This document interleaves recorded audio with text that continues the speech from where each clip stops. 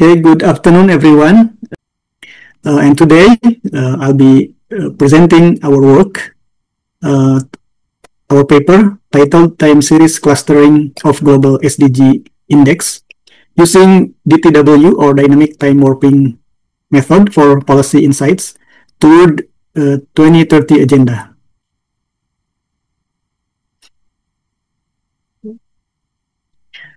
Here our motivation and background for this paper or research.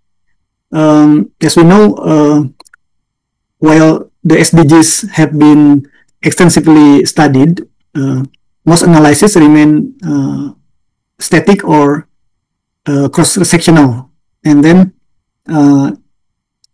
we see that most of them misses the dynamic nature of development. So based on that limitation, our motivation is to better understand how countries evolve or how countries evolve over time, and which ones share similar progress paths.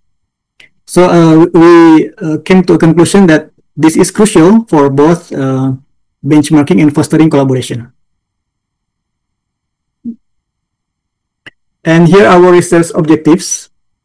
We set out to build a robust DTW-based time series clustering model for SDG index data, which are provided by the SDSN or Sustainable Development Solutions Network.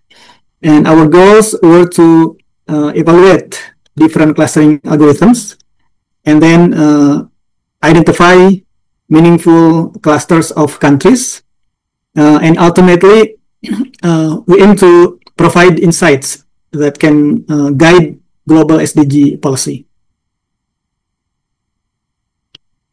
Here we would like to show the overview of our dataset.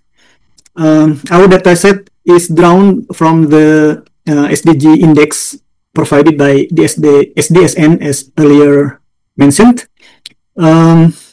It covers 182 time series instances or entities, and it also covers 24 time span or years.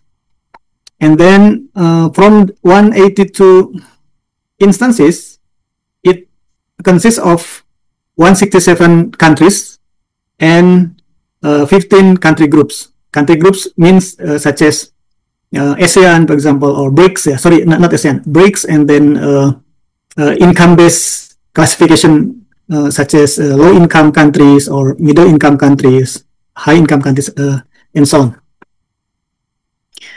This is our methodological framework, or that is adjusted from, as we know, the CRISP-DM, or cross-industry standard process for data mining. So this is the adjustment from such the framework.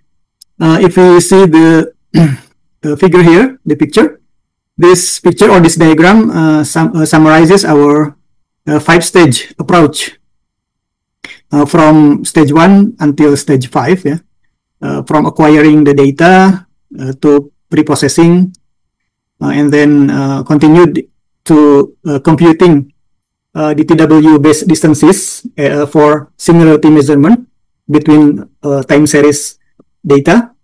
And then we continue to next stage, so-called clustering implementation or applying clustering algorithms.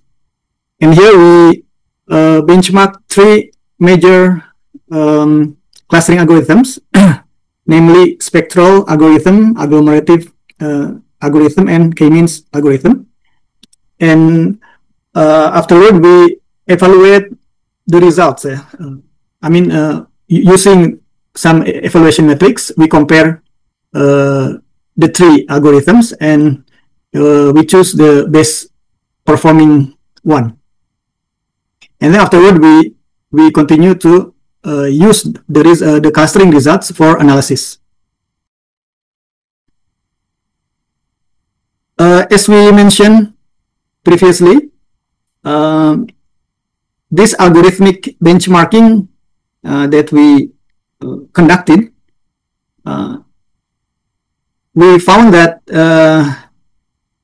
the spectral clustering, as seen in the table here, yeah, outperformed other two algorithms, since the spectral algorithms, since the spectral algorithm excels at two metrics, as we see here, for the silhouette score and Davis-Borden index. The spectral algorithm are better compared to others. So the spectral clustering can be considered as effective for capturing complex or nonlinear relationships in the dataset we used. And this is aligned with our aim or our goal, yeah, from the research about how development trajectories can be captured by this data-driven approach. So, based on the graph that can be seen here, we found that the optimal number of clusters from the dataset was 4, yeah, from cluster 0 to cluster 3. And here we can see that the distribution of countries across those clusters in the next slide here. Yeah, next slide, this one in this slide. This is the distribution of countries, yeah, across those clusters, across those 4 clusters. And we can see that each cluster shows distinct SDG progress patterns. Okay, back to this slide, I want to add my explanation that this line plot further illustrates the average trajectory of each cluster, and then we can clearly observe a separation, yeah, a separation between high, middle, emerging, and fragile performers. So here we can see that cluster 2, yeah, as the bottom class, yeah, of the 4 clusters. We can see that this cluster 2 includes some fragile states or countries like Somalia, and then Chad, and then the cluster 0. Cluster 0 includes emerging performers like India, yeah, like India, and then cluster 1, we can see here it includes mid-level countries, yeah, such as Brazil or South Africa, and including Indonesia, our country. And the top performer is the cluster 3. Here we can see cluster 3 includes mostly high income countries, yeah, like Sweden and Japan. From these 4 clusters, we can see that these groupings align with the characteristic of socio-economic and also geopolitical groupings, yeah. Besides, we can see that these clustering results also reveal some outliers, yeah. We can see here, for example, Luxembourg, yeah, I want to show you here, Luxembourg. Sorry, I need a pointer. We can see here, Luxembourg. Basically, Luxembourg can be considered as highly income, yeah, very developed country and very rich country, but it is not located in the best performing cluster, yeah, the cluster 3. So this is kind of outlier. As the same kind of outlier can be seen from the phenomena of something that is happening in the cluster 3. We know the country like Cuba or Moldova, yeah, both of them are not rich or developed countries, but they are classified or grouped in the cluster 3, which is basically dominated by most developed or rich countries.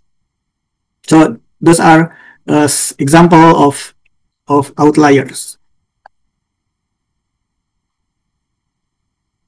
Okay, this is the classification or insight that can be extracted from the clustering result we conducted by applying our model.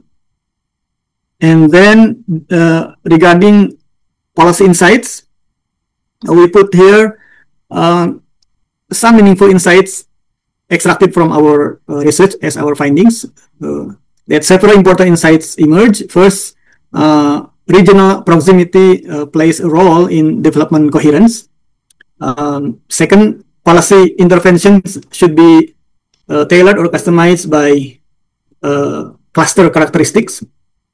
And third, and I followed with the 4 points, all countries within the same cluster can benefit from shared learning or benchmarking toward collaboration strategies. Regarding the limitations and future work of this research, we need to recognize that there are some limitations. First, the use of composite index in our dataset may hide goal level variation. Since this is a composite value, not as we know that SDG index comprises almost 100 indicators. Okay, so but we just use the composite values, only one number for each country. So it may hide goal level or sub indicator level variation. And then for the second limitation of our research is that in our model we didn't include the causality aspect. So for decision making, perhaps it will not be directly impactful. Okay, so we need other supporting data to strengthen our conclusions. Yeah, and then for the future work, we aim to address those limitations, yeah, by including, by trying to incorporate the additional data, especially the sub level or sub goal, yeah, indicators, and then we aim to apply the causal relationship between variable or indicators. And this is the conclusion of our research. So to wrap up or to summarize our findings, we found that the dynamic time warping or DTW based clustering can reveal hidden SDG trajectory patterns, and then it can reveal meaningful insight. And then by applying algorithmic benchmarking, yeah, we came to the conclusion that spectral algorithm or spectral clustering algorithm performs the best among others. And then our findings also offer a model-based or scalable data-driven approach to support more coherent and context or data-driven SDG policies. Okay, thank you for your attention. I welcome your questions, suggestions, or any opportunities for collaboration. Thank you.